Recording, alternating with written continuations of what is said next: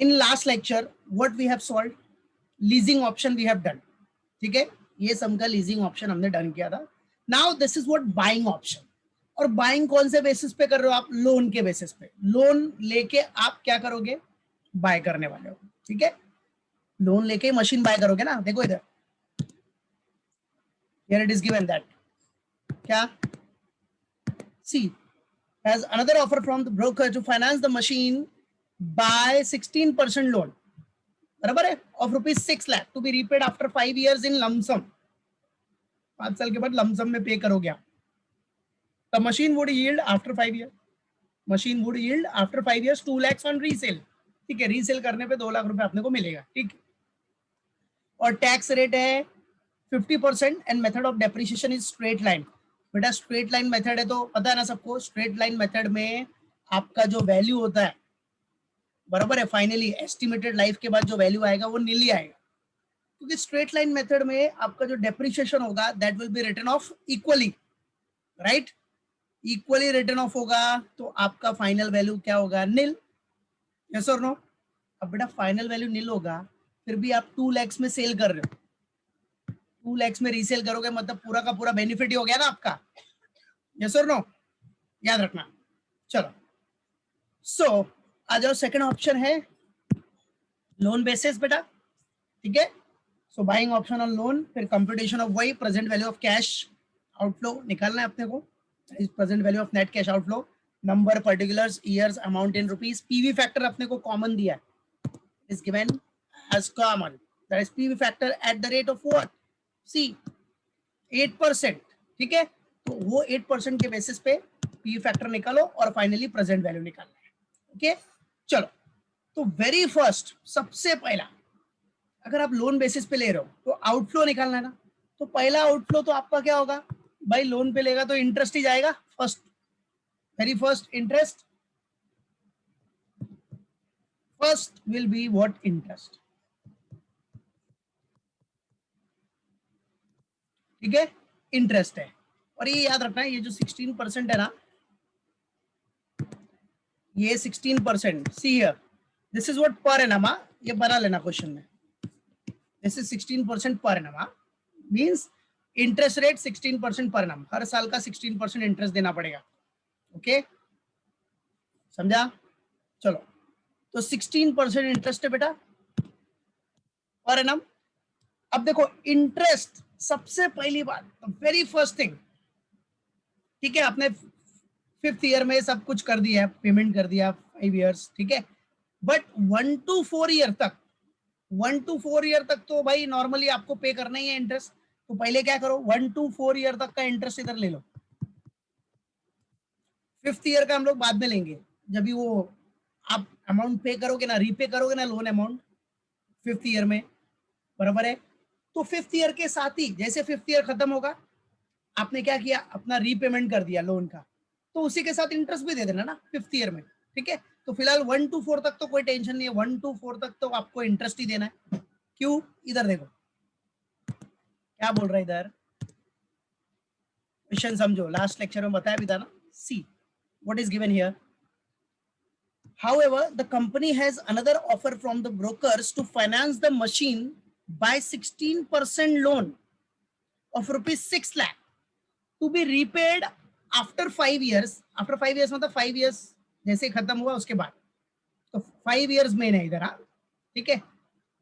After 5 years in a lump sum, मतलब आप ये जो 6 लाख है ना, वो 5 साल, जैसे 5 साल खत्म होगा, 5 years एंड होगा, आप पेमेंट कर दोगे, ठीक है. मतलब 5 साल आपने पूरा यूटिलाइज किया, 5 साल आपने वो मनी यूज किया है, बराबर है. मनी यूज किया मतलब क्या, उस मनी से आपने क्या खरीदा है? मशीन ना. तो मशीन यूज किया ना बेटा. तो अब वो जो 6 लाख रुपया है, 6 लाख रुपीज, वो 5 years खत्म होगा, आप पेमेंट कर दोगे लमसम में, आप इंस्टॉलमेंट में नहीं दे रहे हो. तो मतलब आपका जब भी 5th ईयर आएगा, 5th ईयर याद रखना, 5th ईयर आएगा ना, 5th ईयर, तो वो 5th ईयर में आप तो 6 लाख रुपीज तो पेमेंट करोगे ही, 6 लाख तो पेमेंट होगा ही, प्लस 5th ईयर का इंटरेस्ट, 5th ईयर का इंटरेस्ट. अभी 6 लाख का 16%, 6 लाख का 16% कितना होता है? 96,000. यस और नो? तो 5th ईयर में आप पहला तो आपका जो लोन अमाउंट है, प्रिंसिपल रोल अमाउंट, जो प्रिंसिपल लोन अमाउंट है वो पेमेंट करो प्लस इंटरेस्ट। तो 5th ईयर में आप कितना पेमेंट कर दोगे एक साथ में? 6,96,000। That's it. समझा? इसलिए इंटरेस्ट में देखो 1 to 4 ईयर का मैंने पहले सेपरेटली ले लिया, क्योंकि 5th ईयर का तो हम बाद में पे ही कर रहे हैं ना, ठीक है? 5th ईयर का तो हम लोग लास्ट में पे कर दे रहे हैं, ओके? तो उसको हम प्रिंसिपल के साथ ले लेंगे, ओके? चलो आ जाओ। तो 1 to 4 ईयर, अब 1 to 4 ईयर अमाउंट कितना आ रहा है इंटरेस्ट का? बताइए। 16% है। कितना है बेटा? 16%। तो 16% आपने कैलकुलेट किया इंटरेस्ट, तो इधर देखो, मैं इधर दिखा देता हूँ। 6 लाख का 16%, कैलसी लो सब लोग अपना और निकाल लो। 96 ही आ रहा है ना बेटा, 96,000। अब ये आप हर साल पे कर रहे हो, first year, second year, third year, fourth year, even 5th year में भी पे कर रहे हो, बट 5th ईयर में आप प्रिंसिपल अमाउंट भी रीपे कर दोगे, ठीक है? चलो, अब 8% पी फैक्टर के हिसाब से 4 साल का कितना होगा? तो आ जाओ। 8% मतलब क्या हो जाएगा? 1/1.08 is equal to first year, is equal to second, is equal to third, is equal to 4। फिर 4 के बाद क्या करो? Grand total, directly grand total, ठीक है? जीटी तो कितना आया? 3.312। पी फैक्टर आ गया 3.312। और जिसके में जीटी का बटन नहीं है, तो मैंने बताया है कैसे करना है, लास्ट लेक्चर में बताया भी है। जीटी का बटन नहीं रहेगा तो कैसे करने का? डायरेक्टली ये m plus is equal to m plus is equal to m plus is equal to 3 times करो, 4 टाइम्स करो, m plus is equal to last में MRC का बटन प्रेस कर दो। जिसके कैलसी में जीटी का बटन नहीं है, तो जीटी का बटन रहेगा वही कैलसी लेने का। प्रमोशन नहीं कर रहा हूँ, टाइम बचेगा, ठीक है? चलो, तो 96,000 इंटू 3.312 जरा मल्टीप्लाई करो, कितना आ रहा है बोलो? 96,000 इंटू 3.312, 3,79,52। ओके, अभी ये ऐसा आपको ऑब्जेक्टिव्स में आएगा एग्जाम में, ठीक है? ऐसा कैलकुलेशन आएगा, 4 options will be there, correct option choose करना है, तो उसके लिए आपको कैलकुलेट करना पड़ेगा। समझा? रफली रफ पेपर लो, फटाफट करो, ऐसे कैलकुलेट करो और आंसर चेक करो। जो आंसर आएगा दैट विल बी, उसको ढूंढो उधर है क्या, बस खत्म, ठीक है? चलो, हो गया ये डन एवरीवन? चलो, अब इंटरेस्ट हो गया बेटा। इंटरेस्ट तो है, इंटरेस्ट पे आपको क्या मिलेगा पता है? आपको टैक्स सेविंग मिल जाएगा, तो less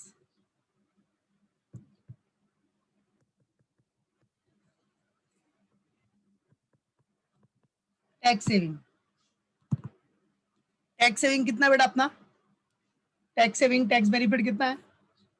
tax saving at the rate of 50% है, 50% ऑन इंटरेस्ट, ठीक है? टैक्स सेविंग मिल जाएगा 50% on interest. Got it? Clear है? चलो, तो ये भी सेम 1 to 4 ईयर। तो 96,000 है, उसका 50% निकाल लो, कैलकुलेट। कितना आ रहा है 50%? यस, 48,000।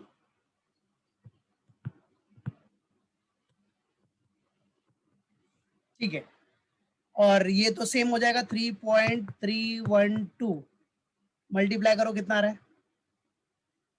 1,58,000, 1,58,976।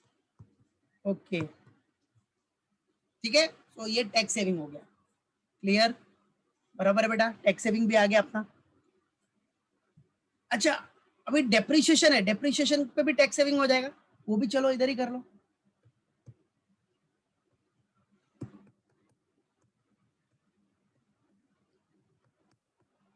टैक्स सेविंग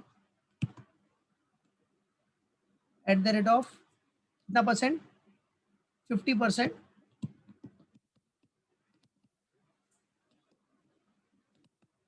डेप्रिशिएशन, ठीक है? अब डेप्रिशिएशन तो 5 इयर्स पूरा यूज किया, तो 5 इयर्स तक का पूरा आ जाएगा, 1 to 5 इयर्स। बराबर है। देखो इधर भी इंटरेस्ट में भी 1 to 5 ईयर्स ही आएगा, बट 5th ईयर का इंटरेस्ट आप कभी ले रहे हो, जब भी प्रिंसिपल रीपेमेंट करोगे ना, प्रिंसिपल रीपेमेंट लास्ट ईयर में किया है ना, वो टाइम पे ले लेना। इसलिए इधर 5th ईयर मैंने इंटरेस्ट में 5th ईयर नहीं दिखाया, डायरेक्टली 1 to 4 5th ईयर का बाद में ले लेंगे, ठीक है। चलो अब tax saving on depreciation 1 to 5 years. अभी देखो डेप्रिसिएशन कितना, मशीन का कॉस्ट कितना था आपका, कितना था मशीन का कॉस्ट, बराबर है। ये देखो सी भाई डेप्रिसिएशन किस पे आएगा, मशीन के कॉस्ट पे ही आएगा ना बेटा। अब वो मशीन का कॉस्ट कितना है आपका, किधर गया, वेयर इज इट, ये रहा, दिख रहा है, मशीन का कॉस्ट है 6 लाख, राइट, बराबर है, मतलब बढ़ गया 6 लाख का कॉस्ट है, और आपको निकालना है डेप्रिसिएशन, तो 6 लाख। अभी देखो रेट दिया है क्या, रेट डेप्रिसिएशन का इधर रेट गिवन है क्या, चेक करो बेटा। डेप्रिसिएशन का रेट नहीं दिया है तो क्या करोगे बेटा, अपना वो फॉर्मूला यूज करने का ना, original cost minus scrap value या residual value minus scrap value कर लिया, डिवाइड बाय एस्टिमेटेड लाइफ, समझा क्या, original cost minus scrap value that is residual value या सैल्वेज वैल्यू जिसको बोलते हो आप, divide by estimated life. Okay, तो आ जाओ, तो उसके लिए वर्किंग नोट दिखा दो आप, वर्किंग नोट नंबर 1, ठीक है, calculation of depreciation, calculation of depreciation. चलो डेप्रिसिएशन कैलकुलेट करना बेटा, तो depreciation per annum is equal to क्या फॉर्मूला हो जाएगा अपना, original cost minus scrap value या सैल्वेज वैल्यू, जो भी लिख रहा है आपको, मतलब कितना रियलाइज करके देगा अपने को फाइनली यूज करने के बाद, डिवाइड बाय एस्टिमेटेड लाइफ। चलो तो बेटा ओरिजिनल कॉस्ट कितना था उसका 6 लाख, स्क्रैप वैल्यू मतलब यूज करने के बाद वो अपने को कितना दे रहा है वैल्यू, कितना रीसेल वैल्यू दे रहा है, वो भी दिया है देखो, इट इज गिवन। तो 5 ईयर्स के बाद अपने को उससे कितना मिल जाएगा, 2 लैक्स मिल जाएगा रीसेल करने पे, तो 2 लैक्स अपना क्या हो गया, एक तरह से सैल्वेज वैल्यू हो गया, ठीक है। स्क्रैप वैल्यू रेसिडुअल वैल्यू मिल गया आपको कि भाई रीसेल किया यूज करने के बाद, तो 2 लैक्स मिल गया, so minus 2 lakhs divided by estimated life अपनी 5 ईयर्स है, सो 6 माइनस 2 कितना हो गया 4 डिवाइड बाय 5, चलो कितना आ रहा है बोलो, 4 लाख डिवाइड बाय 5 ईयर से डिवाइड किया तो कितना आ गया, यस 80,000, 80,000 ही आ रहा है ना, ठीक है।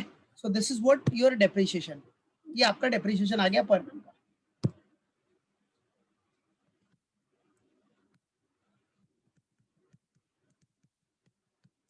ओके बेटा, डेप्रिसिएशन पर एनम। चलो इधर शो कर देना, वर्किंग नोट नंबर 1 है,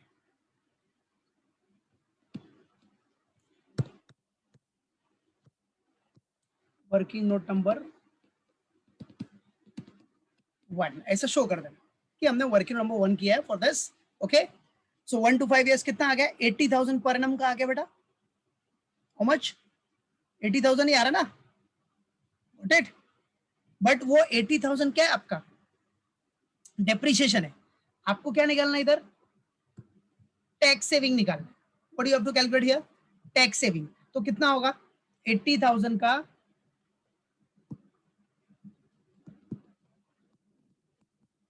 50%, भाई डेप्रिसिएशन आपका 80,000 है ना बेटा, डेप्रिसिएशन, तो डेप्रिसिएशन भाई टैक्स डिडक्टेबल एक्सपेंडिचर है, राइट है, डेप्रिसिएशन पे आपको टैक्स बेनिफिट मिल जाएगा, पीएनएल डेबिट का आइटम है, तो 80,000 का डेप्रिसिएशन आ गया, तो उसके ऊपर टैक्स बेनिफिट मिलेगा ना आपको, टैक्स सेविंग, तो टैक्स सेविंग कितना है 50%, तो टैक्स सेविंग 50%, आ जाओ दिखा दो, बराबर है, टैक्स सेविंग कितना 50%, 80,000 का 50% कितना हो गया 40,000,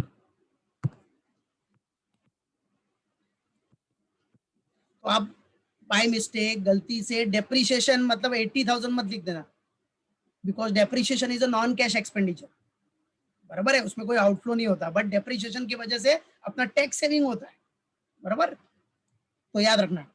तो 80,000 का 50%, okay, tax saving at the rate of 50% on depreciation आ गया, 80,000 का 50% दैट इज 40,000। चलो अब 5 इयर्स का पीवी फैक्टर करना है आपको, ठीक है, 5 इयर्स का, आ जाओ, कितना आ रहा है, कैलसी लो सब लोग, क्या बात है, वेरी गुड बेटा, well done Shantanu, perfect answer. वही सेम फंडा, 1/1.08, अब 5 टाइम्स इक्वल टू करना, 1 2 3 4 5, फिर जीटी का बटन, जीटी, तो 3.99 कितना है, सी 3.9927 है, और हम वी आर टेकिंग 3 डिजिट्स, तो 3.993 हो जाएगा, राइट, 3.993, आ जाओ, 3.993, ओके, बट इट, चलो, तो 40,000 इंटू 3.993 कर दो, कितना आ रहा है बोलो, 1,59,720, ओके, 1,59,720, बराबर, ठीक है, चलो ये हो गया tax saving on depreciation done. आ जाओ, अब बेटा और कुछ आउटफ्लो है क्या, कैश आउटफ्लो, यस, सबसे मेन तो आपका वो प्रिंसिपल रिपेमेंट है। चलो अब प्रिंसिपल जो आपने पे किया है, प्रिंसिपल है ना आपके पास, प्रिंसिपल रिपेमेंट, ठीक है, चलो आ जाओ, प्रिंसिपल, जो प्रिंसिपल पेमेंट है plus last year interest, 5th year का इंटरेस्ट है, 5th ईयर इंटरेस्ट, आप चाहिए तो 1 to 5 इयर्स इधर स्टार्टिंग में भी दिखा सकते हो, कोई टेंशन नहीं है, बराबर है। तो principal plus last year interest, अब principal plus last year interest कभी दोगे, 5th ईयर में ही दे रहे हो ना आप, सिर्फ भाई प्रिंसिपल पेमेंट कभी कर रहे हो डायरेक्ट 5th ईयर में, तो इधर 1 to 5th मत लिखना, ये सिर्फ 5th ईयर में पे हो रहा है डायरेक्टली 5th ईयर। चलो कितना पेमेंट हो रहा है, 6,96,000, वाई 6,96,000, 6 लाख तो आपका क्या हो गया, प्रिंसिपल रिपेमेंट प्लस 96,000 आपका हो गया इंटरेस्ट का amount, 96,000 is what your interest amount of last year, ठीक है, 96, ओके, तो हो गया 6,96,000। चलो अभी 5th ईयर का पी फैक्टर निकालो जरा, कितना आएगा 5th ईयर का पी फैक्टर, 1/1.08, फिर इक्वल टू 1 2 3 4 5, कितना आ रहा है 0.6805, 0.6805 मतलब क्या हो गया बेटा, 0.681, चलो तो 6,96,000 मल्टीप्लाइड बाय 0.681 कितना आ रहा है, what will be your answer,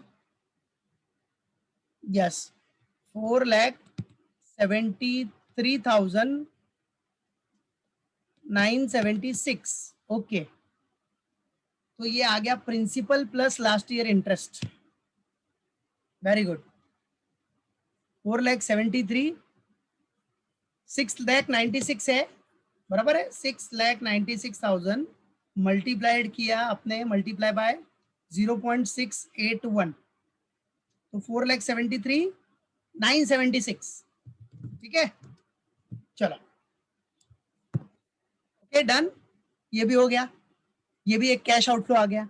अब बेटा इसमें आपको टैक्स सेविंग मिलेगा, इसमें टैक्स सेविंग किसके ऊपर मिलेगा आपको, टैक्स सेविंग किसके ऊपर मिलेगा, लास्ट ईयर वाला, दिस वन, सिर्फ इंटरेस्ट के ऊपर, टैक्स सेविंग किसके ऊपर मिलेगा आपको, इंटरेस्ट के ऊपर तो टैक्स सेविंग मिलेगा ही ना लास्ट ईयर के, because interest is what your tax deductible expenditure. तो चलो इसका टैक्स सेविंग निकाल लो, लेस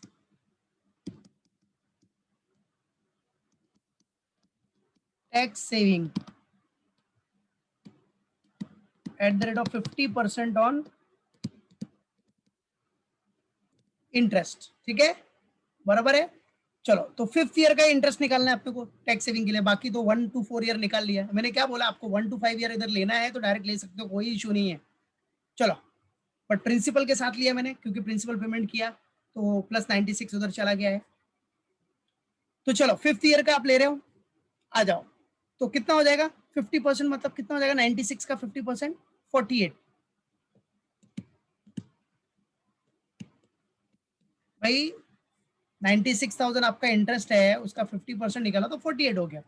फिर 5th ईयर का आपको पता ही है 0.681 है, मल्टीप्लाई कर दो 48,000 इंटू 0.681 कितना 32,688 यही आ रहा है।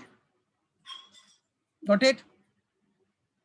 Okay do it now. See अब बेटा आपको लास्ट ईयर में रीसेल वैल्यू मिल रहा है, रीसेल वैल्यू भी माइनस करना पड़ेगा क्योंकि उधर भी कैश इनफ्लो है,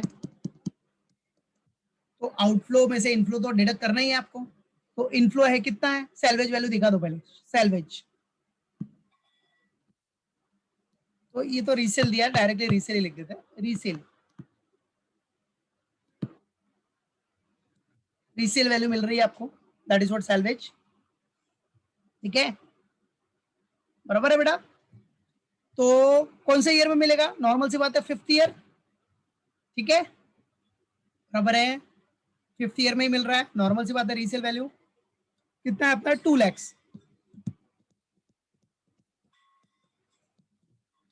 चलो ये भी, इसका पी फैक्टर 5th ईयर में तो 0.681 हो जाएगा बेटा, पी फैक्टर 0.681 मल्टीप्लाई कर लो 2 लाख इंटू 0.681 कितना आ रहा है 1,36,200।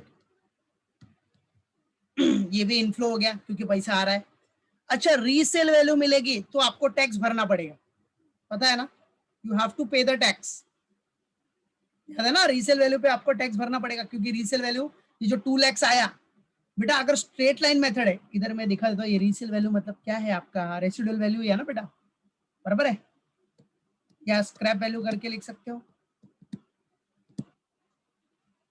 Scrap value, residual value, salvage value, all that. ठीक है, अब बेटा ये जो रीसेल वैल्यू आई है इसके ऊपर भाई आपको टैक्स भरना पड़ेगा। क्यों? क्योंकि देखो डेप्रिसिएशन कौन सा मेथड है आपका, straight line method. Straight line method मतलब 80,000 पर एनम अगर डेप्रिसिएशन हो रहा है तो पूरे साल में, मतलब पूरा अगर डेप्रिसिएशन चार्ज करोगे तो पूरा खत्म हो जाएगा ना, 80,000 80,000 80,000 5 साल राइट ऑफ करोगे तो पूरा नील हो जाएगा, है कि नहीं, बराबर है कि नहीं। तो स्ट्रेट लाइन मेथड में क्या होता है, आपका डेप्रिसिएशन सेम रहेगा, डेप्रिसिएशन सेम राइट ऑफ होता है बेटा, सेम डेप्रिसिएशन, तो पूरा राइट ऑफ हो जाएगा, मतलब नील वैल्यू बचेगा, है कि नहीं। At the end of the year क्या होगा, नील वैल्यू, लेकिन फिर भी आपको कितना मिल रहा है इधर, कितना मिल रहा है आपको 2 लाख। तो 2 लाख के ऊपर कैश भरना, 2 लाख के ऊपर आपको क्या करना पड़ेगा, टैक्स भरना पड़ेगा कि नहीं, है कि नहीं, क्योंकि पूरा का पूरा प्रॉफिट हो गया ना।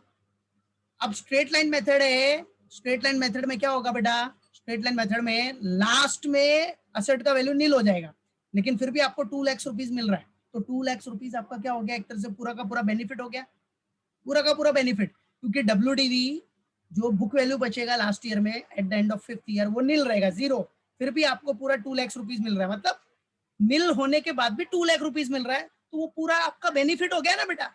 सो वो बेनिफिट के ऊपर आपको टैक्स भरना पड़ेगा, तो टैक्स भरना पड़ेगा मतलब इधर अपना क्या हो जाएगा, एक और कैश आउटफ्लो जाएगा, क्या हो जाएगा, कैश आउटफ्लो। कौन सा कैश आउटफ्लो, टैक्स ऑन, बराबर है, रीसेल वैल्यू,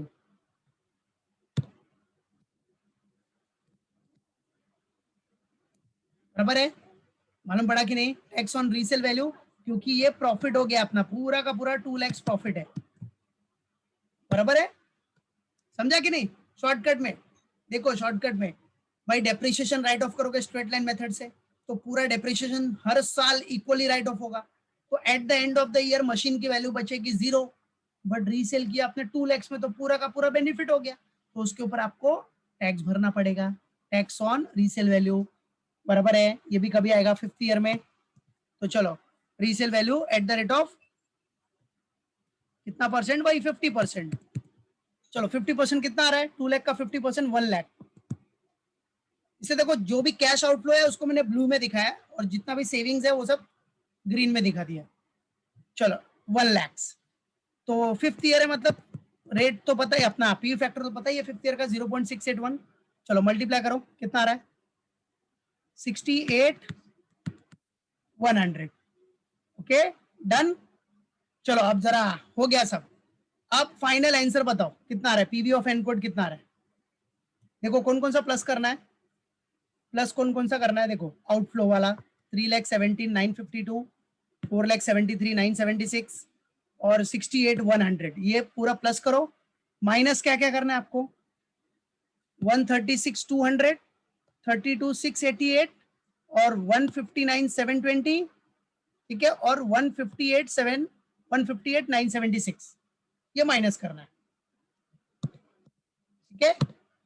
चलो तो बताओ कितना आ रहा है फाइनली पीवी ऑफ एन code.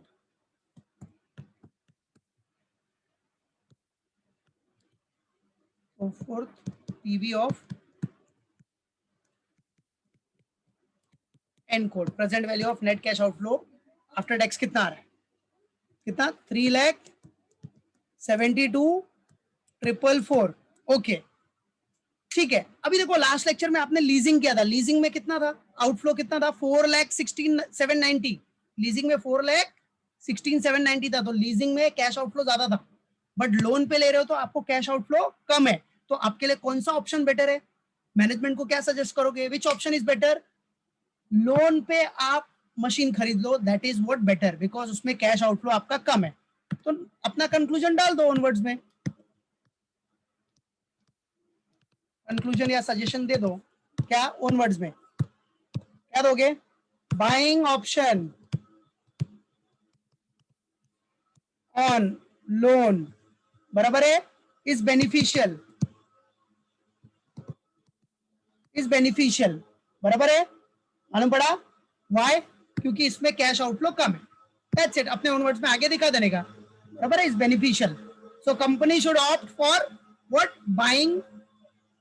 Buying option, company should opt for buying option on loan basis, that's it, finish, clear है। तो कंपनी को लोन बेसिस पे अपना मशीन खरीद लेना चाहिए, that's it, that's finish, done.